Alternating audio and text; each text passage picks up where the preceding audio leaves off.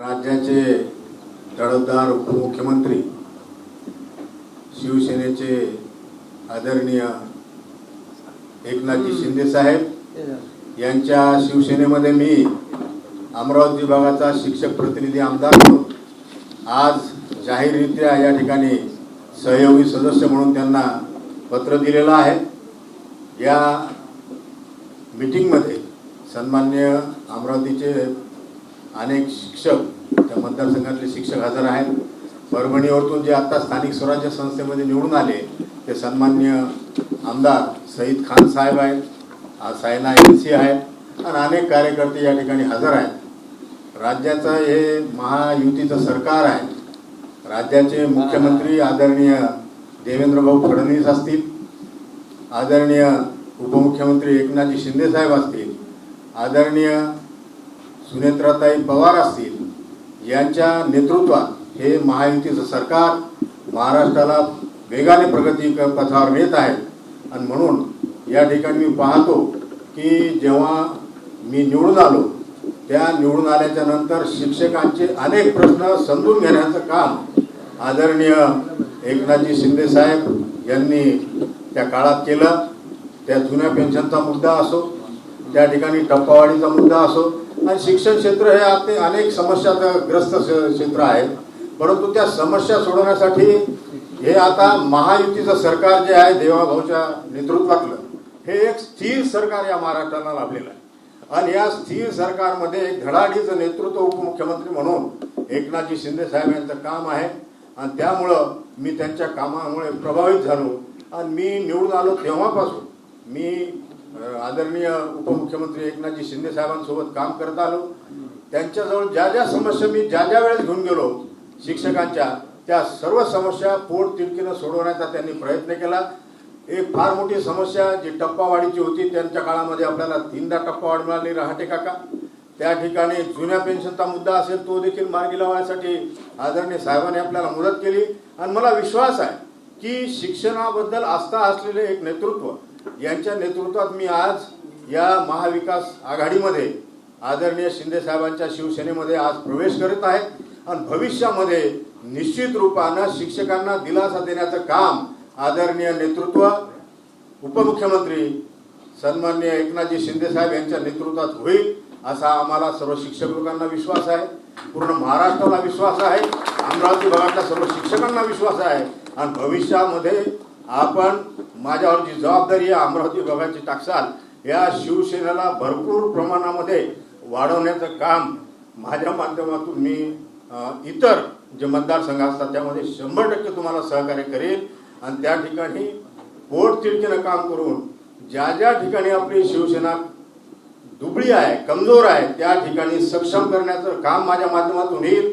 माझी शिक्षक प्रतिनिधी निवडणूक आहे, त्या ठिकाणी महायुतीचा उमेदवार म्हणून मला आपण संधी देसाल अशी मी आपल्याला विनंती करतो। आणि आज राज्याचे तडफदार उपमुख्यमंत्री शिवसेनेचे जनक आदरणीय एकनाथजी शिंदे साहेब यांनी मला शिवसेनेमध्ये पदरात घेतलं आणि मला पूर्णच्या पूर्ण आधार देण्याचं काम भविष्यामध्ये त्यांनी करण्याचं या ठिकाणी आश्वासन दिलं।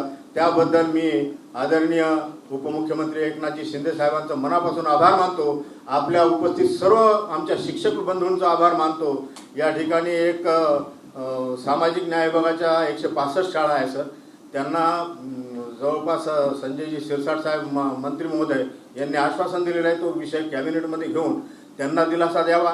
आमच्या शिक्षण क्षेत्रातल्या अनेक समस्या आहेत, राज्याचे शिक्षण मंत्री सन्मान्य दादासाहेब भुसे आहे, यांना बोलवून आपण त्या ठिकाणी कुठंतरी एखाद्या वेळेस मीटिंग या अधिवेशनाच्या पिरियडनंतर करावी आणि त्या ठिकाणी निश्चित रूपानं या शिक्षकांना दिलासा देण्याचं काम त्यांनी आपल्या माध्यमातून सातत्यानं या महाराष्ट्रामध्ये माझ्या अमरावती विभागामध्ये घडत राहील असा मला विश्वास आहे।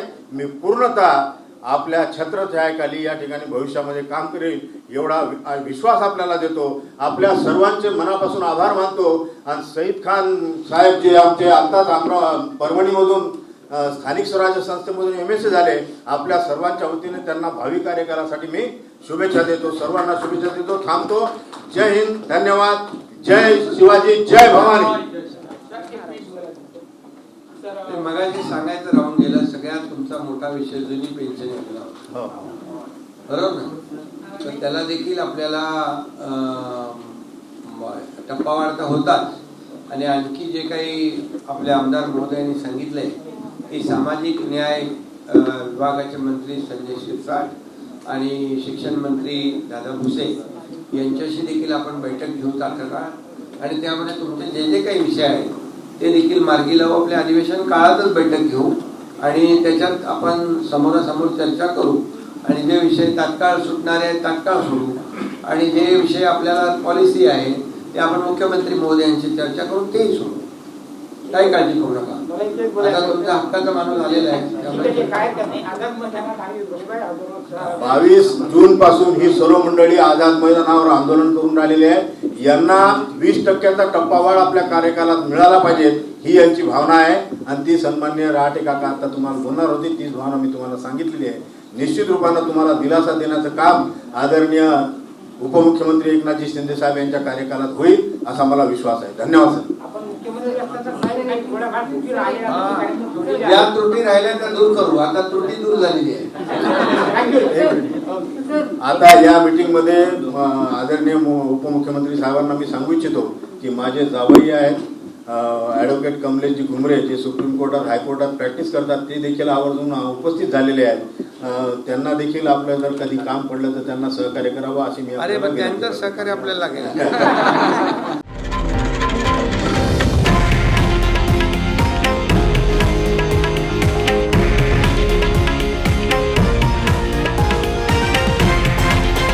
हे आहे देशातील नंबर 1 न्यूज नेटवर्क आणि आपण पाहत आहात TV9 मराठी, एकमेव.